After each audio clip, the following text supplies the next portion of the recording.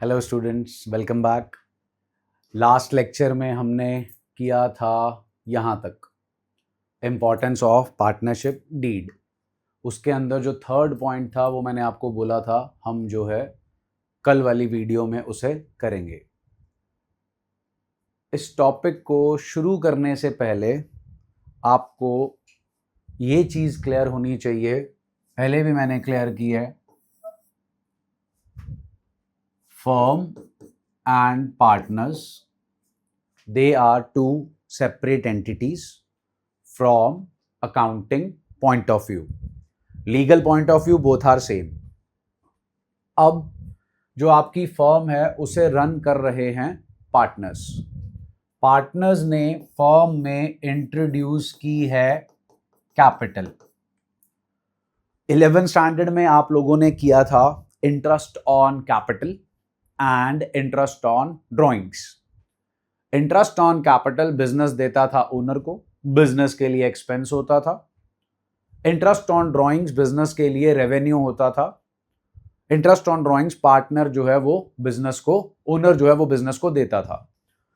In 12th standard owner is replaced by partner, business is replaced by firm. तो अब जो partner और firm के बीच में गिव एंड टेक है वो किन किन चीजों का है? वो है इंटरेस्ट ऑन कैपिटल का, वो है इंटरेस्ट ऑन ड्राइंग्स का, वो है रेमुनरेशन का। ये जो रेमुनरेशन वर्ड है इसमें दो चीजें आ जाती हैं, एक आती है सैलरी और एक आता है commission. Interest on capital firm partner को देती है बिकॉज पार्टनर ने फर्म को कैपिटल दी है। पार्टनर कहता है मैं कैपिटल नहीं देता तो आपको बैंक से लोन लेना पड़ता, बैंक वाले उस पर आपसे इंटरेस्ट चार्ज करते, वही इंटरेस्ट मेरे को दो। इंटरेस्ट ऑन ड्राइंग्स जो है वो पार्टनर फर्म को देता है। पार्टनर ने ड्राइंग्स की पर्सनल यूज के लिए, फर्म पार्टनर को बोलती है अगर मैं आपको पैसे नहीं देती तो फिर आपको बैंक के पास जाना पड़ता, आप बैंक से लोन लेते, उस पर आपको उन्हें क्या देना पड़ता? इंटरेस्ट। फिर आती है रेमुनरेशन। अब फर्म पार्टनर को सैलरी क्यों दे रही है? फर्म पार्टनर को सैलरी इसलिए दे रही है क्योंकि पार्टनर काम कर रहा है। अब उसके पास कोई स्पेशल एबिलिटी है, लाइक आपका पार्टनर जो है वो अकाउंटेंट है, पहले अकाउंटेंट था, उसे अकाउंट्स आता है, तो अकाउंटेंट का काम पार्टनर कर रहा है। अगर पार्टनर ना करता तो अकाउंटेंट को सैलरी देनी पड़ती। इसी तरीके से एक पार्टनर आपका जो है एमबीए है, वो आपकी मार्केटिंग का काम देख रहा है, तो उसको आपको सैलरी देनी पड़ेगी। तो इसलिए फर्म जो है वो पार्टनर को सैलरी देती है। अब एक पार्टनर है, उसके कॉन्टैक्ट्स बहुत हैं जिनकी वजह से फर्म को सेल हो रही है, उसे क्या देना पड़ेगा? कमीशन। तो ये चीजें जो हैं पार्टनर और फर्म के बीच का गिव एंड टेक है। Interest on capital firm partner को देगी, सैलरी कमीशन फर्म पार्टनर को देगी, interest on drawings partner firm को देगा। अब उसके बाद आते हैं प्रॉफिट्स, और एक चीज आती है इंटरेस्ट ऑन लोन जो पार्टनर ने फर्म को दिया है, provided by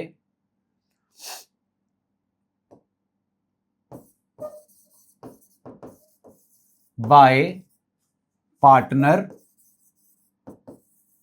two the firm.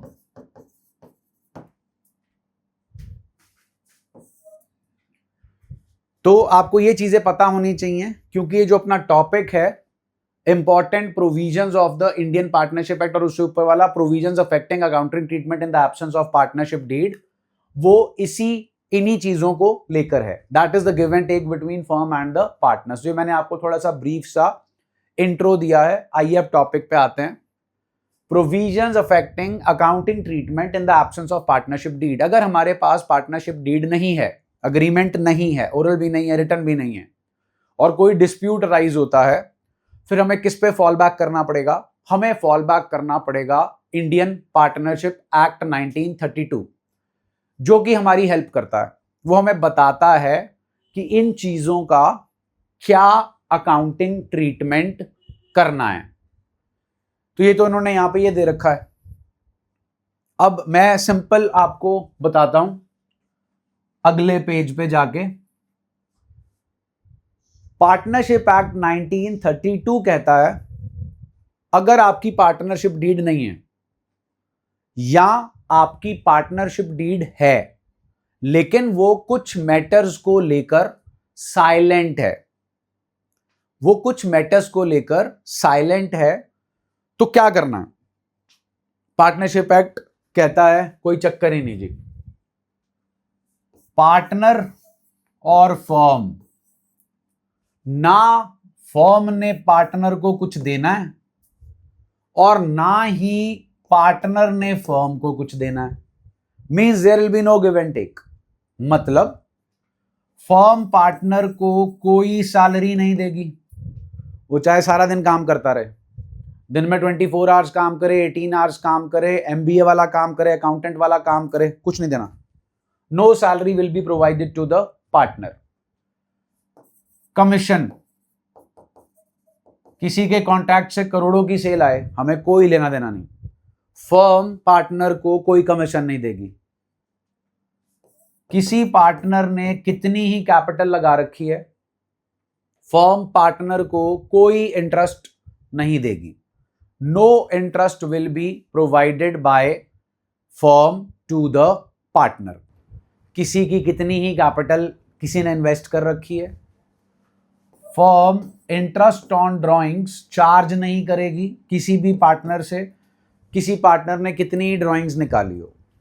तो जो इंडियन पार्टनरशिप एक्ट कहता है कि अगर आपकी पार्टनरशिप डीड नहीं है तो ना पार्टनर ने फर्म को कुछ देना है, ना फर्म ने पार्टनर से कुछ लेना है, सॉरी, ना फर्म ने पार्टनर को कुछ देना है, मतलब दोनों ने एक दूसरे को ना कुछ देना है ना कुछ लेना है। तो ये पॉइंट्स आपके साथ चेक करो, यही पॉइंट्स डिस्कस किए थे, सिर्फ 2 रहते हैं। रेम्यूनरेशन के दोनों पॉइंट्स आ गए, इंटरेस्ट ऑन कैपिटल आ गया, इंटरेस्ट ऑन ड्राइंग्स आ गया, चेक कर लो, कुछ नहीं मिलना। अब रह गए 2 पॉइंट्स। अब वो 2 पॉइंट्स थे ये, एक है प्रॉफिट्स। जो प्रॉफिट्स हैं वो शेयर होंगे कैसे? इक्वली। आपके 2 पार्टनर हैं, 3 है, 4 है, 5 है, 10 है, 15 है, 20 है, 45 है, 49 है, 50 है। जितने भी प्रॉफिट फर्म कमाएगी वो सभी पार्टनर्स में बटेंगे कैसे? इक्वली, इररिस्पेक्टिव ऑफ उनकी क्या कैपिटल है, क्या काम किया, किसके कितने कॉन्टैक्ट्स लगे, कोई फर्क नहीं पड़ता किसने कितनी ड्राइंग्स की, सबको बराबर प्रॉफिट मिलेगा अगर पार्टनरशिप डीड नहीं है। अब ऐसा क्यों फर्म कहती है? ताकि किसी के बीच में लड़ाई ना हो, कोई जो है किसी के साथ बायसनेस ना हो। तो अब आपका चेक कर लो, ये वाला पॉइंट भी खत्म हो गया, प्रॉफिट्स। अब प्रॉफिट्स के बाद आता है 5वां पॉइंट। अब 5वां पॉइंट क्या है मैं अगले पेज पे आपको करके दिखा रहा हूं। पार्टनर ने फर्म को लोन दिया, अगर पार्टनरशिप डीड नहीं है तो इस लोन पे पार्टनर को मिलेगा 6% पर एनम का इंटरेस्ट। 6% पर एनम, ये सिर्फ मिलेगा उस लोन पे जो पार्टनर दे रहा है किसे? फर्म को, उस पे मिलेगा 6% पर एनम। ये हमारी इंडियन पार्टनरशिप एक्ट 1932 कहती है। तो ये जो सारा टेबल है ना जी आपका, ये टेबल मैंने आपको समराइज कर दिया। अगर पार्टनरशिप डीड नहीं है तो सिर्फ 2 चीजों को पकड़ के चलना है। पहली चीज, profit and losses will be shared equally among all the partners. दूसरी चीज, अगर किसी पार्टनर ने फर्म को लोन दे रखा है तो उस लोन पे फर्म पार्टनर को इंटरेस्ट देगी 6% पर annum is must, per annum. तो ये है आपका इस टेबल का सेटअप। आइए अब इनकी इंग्लिश पढ़ लें। In the absence of partnership deed or where it does not have a clause in respect of the following matters। इसका मतलब है आपके पास पार्टनरशिप डीड है लेकिन उसमें नहीं लिखा कि सैलरी पार्टनर को देनी है कि नहीं, नहीं देनी जी। कमीशन पार्टनर को देना है कि नहीं, नहीं देना जी। इंटरेस्ट ऑन कैपिटल देना है कि नहीं देना, नहीं मेंशन, नहीं देना जी। इंटरेस्ट ऑन ड्राइंग्स चार्ज करना है, नहीं करना जी। तो आपके पास पहला मैटर है interest on advance loan by a partner. वो लोन जो पार्टनर ने फर्म को दे रखा है उस पे कितना इंटरेस्ट लगेगा। Interest on advance loan by partner is paid allowed at the rate of 6% पर एनम। अगली जो लाइन है वो है चार्ज अगेंस्ट प्रॉफिट्स। दो बड़े ही इंपॉर्टेंट वर्ड्स हैं, वो अगली वीडियो में मैं आपको एक्सप्लेन करूंगा, जिनका नाम है चार्ज एंड एप्रोप्रिएशन, वो बाद में करेंगे। Sharing of profits and losses. Profit and losses are shared equally by the partners. Interest on capital. Interest on capital is not paid or allowed to the partners. Interest on drawings is not charged from the partners. Remuneration to partners. Remuneration like salary, commission is not paid or allowed to the partners. Admission of a partner. New partner can be admitted. ये point पहले भी discuss हो चुका है आपके साथ. New partner cannot be admitted unless all the partners agree. सारे partners agree करेंगे तभी नया partner admit होगा। अगर आपके 49 पार्टनर्स हैं, आप एक को पार्टनर बनाना चाहते हो, 48 ने अपना कंसेंट दे दिया है लेकिन 50th ने अपना कंसेंट नहीं दिया, तो नया पार्टनर फर्म में एडमिट नहीं हो सकता। तो ये सेटअप है आपका provisions affecting accounting treatment in the absence of partnership deed, जो कि बहुत बहुत बहुत बहुत बहुत इंपॉर्टेंट है थ्योरेटिकल पर्सपेक्टिव से भी और प्रैक्टिकल पर्सपेक्टिव से भी। तो अगर पार्टनरशिप डीड नहीं है या पार्टनरशिप डीड है लेकिन वो किसी मैटर पे साइलेंट है और वो मैटर इनमें से है, तो किसी को कुछ नहीं मिलना सिवाय प्रॉफिट्स के। अगर प्रॉफिट्स होंगे तो भी इक्वली बटेंगे, लॉसेस होंगे तो भी इक्वली बटेंगे, और अगर किसी पार्टनर ने फर्म को लोन दे रखा है तो उस पर मिलेगा interest at the rate of 6% पर एनम। आई होप ये पॉइंट आपको क्लियर होगा, टॉपिक क्लियर होगा। अगले पे बढ़ते हैं। ये कुछ इंपॉर्टेंट प्रोविजंस हैं of the Indian partnership act 1932 जो नॉलेज से के लिए भी आपको लिए इंपॉर्टेंट है और 1 मार्कर में भी कभी कभी आ जाती हैं। पहला, अगर याद हो फीचर्स में हमने पढ़ा था 2 or more partners. If all the partners agree, minor may be admitted for the benefit of partnership. किया था ना, can a minor be a partner? Yes, but only for the benefit of the firm. If all the partners agree, minor may be admitted for the benefit of the partnership. अब आप बोलोगे minor से क्या benefit होगा? A B C and D 4 partners थे, D की death हो गई, डी का कैपिटल कंट्रीब्यूशन बहुत ज्यादा है, डी का बेटा ई 17.5 years of age, उसे फर्म में पार्टनर बना लिया गया, ही स्टिल अ माइनर। अगर आप उसे पार्टनर नहीं बनाते तो जो कैपिटल कंट्रीब्यूशन मिस्टर डी का था वो फर्म को पे ऑफ करना पड़ता, डी के लीगल हायर्स को, उसके रिप्रेजेंटेटिव्स को, वो पैसे फर्म को पे करने पड़ते, तो फर्म में से बहुत सारा पैसा बाहर चला जाता। वो पैसा ना बाहर जाए इसलिए डी के बेटे को फर्म में पार्टनर बनाया गया, इससे फर्म का बेनिफिट है। यह है section 30 of Indian partnership act 1932। अगला है a person may be admitted a person may be admitted as a partner either with the consent of all the existing partners। जो पॉइंट मैं अभी अभी आपके साथ करके हटा, 49 पार्टनर्स हैं, 50th लेकर आना है, 49 के 49 हाँ करेंगे तो पार्टनर आएगा। इसके बाद का पॉइंट ध्यान से पढ़िए, और in accordance with an agreement among the partners. Partnership deed में पहले लिखा हुआ है कि जी नया पार्टनर फर्म में आ सकता है, जब भी वो आएगा कोई ऑब्जेक्शन नहीं करेगा। पार्टनरशिप डीड पे सबने अपने साइन कर रखे हैं बिना किसी जो है दबाव के, इसलिए अगर तो ये होगा इन accordance with an agreement, fine. अगर आपका अग्रीमेंट नहीं है तो फिर नया पार्टनर सिर्फ और सिर्फ तब आएगा जब पुराने सारे पार्टनर्स जो हैं वो अपनी कंसेंट देंगे। फिर थर्ड पॉइंट आता है जी, पार्टनर में रिटायर फ्रॉम द फर्म। वो रिटायर भी हो सकता है फर्म से, फर्म को छोड़ के जा भी सकता है, either with the consent of all the other partners, सबकी कंसेंट के साथ, या अगर इसके बारे में भी आपकी पार्टनरशिप डीड में मेंशन है कि कोई भी पार्टनर कभी भी थोड़ा सा नोटिस दे के, बता के, इंटीमेशन दे के फर्म छोड़ के जा सकता है, तो फिर नो प्रॉब्लम। उसके बाद is registration of the firm under the partnership act 1932 compulsory? No, it is not compulsory, it is optional. आपकी मर्जी है, करानी है कराओ, नहीं करानी मत कराओ। नहीं भी कराओगे तो भी आपके ऑपरेशंस पे कोई इफेक्ट नहीं पड़ेगा, लीगली आपके ऊपर कोई इंप्लीकेशन नहीं आएगी। unless otherwise agreed by the partners in the partnership deed, a firm is dissolved on the death of a partner. ध्यान से समझिए हिंदी में, unless otherwise agreed by the partners in the partnership deed. Partnership deed में अगर ये लिखा हुआ है कि किसी पार्टनर की डेथ पर फर्म बंद नहीं होगी तो फिर फर्म बंद नहीं होगी।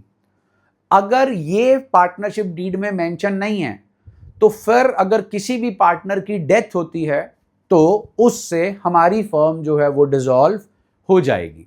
मींस अगर पार्टनरशिप डीड इस मैटर के बारे में साइलेंट है कि अगर किसी पार्टनर की डेथ होती है तो क्या करना है, तो फिर हमारी फर्म को जो है वो हम डिसॉल्व कर देंगे। लेकिन अगर पार्टनरशिप डीड में मेंशन है कि अगर किसी की डेथ होती है तो फर्म कंटिन्यू रहेगी, फिर फर्म कंटिन्यू रहेगी। Very important point, the partners may change the partnership deed to include or change any of the clauses of the partnership deed as and when agreed by them। तो partnership deed जो है उसमें change किया जा सकता है, किसी clause को चेंज किया जा सकता है, कोई नया क्लॉज भी एंटर किया जा सकता है अगर सारे पार्टनर्स जो हैं उसके लिए एग्री करेंगे। तो हमने आज जो है जी 2 टॉपिक्स किए हैं। वो जो 2 टॉपिक्स हैं हमारे वो है, एक तो provisions affecting accounting treatment in the absence of partnership deed, 2 ही चीजें, profits and losses will be shared equally, interest on loan आएगा 6% पर एनम, और कुछ important provisions of the Indian partnership act 1932। अब इसके बाद का जो सेटअप है लायबिलिटीज ऑफ पार्टनर्स, जिससे रिलेटेड आपकी 2 इलस्ट्रेशंस हैं और listed questions TS Grewal sir की बुक में पीछे आपको जो है 5 जो हैं वो आपको लिस्टेड क्वेश्चंस जो हैं वो दे रखे हैं। उसके बाद हमारा मेन टॉपिक स्टार्ट होगा, charge against profit and appropriation of profit. ये वाला टॉपिक आपको एक ही वीडियो के अंदर करा दिया जाएगा, लायबिलिटीज ऑफ पार्टनर्स। उसके बाद अगली वीडियो जो है वो बनाई जाएगी आपके charge against profit and appropriation of profit की। तब तक के लिए जी स्टे हेल्दी एंड सेफ, मिलते हैं जी अगली वीडियो में। Thank you.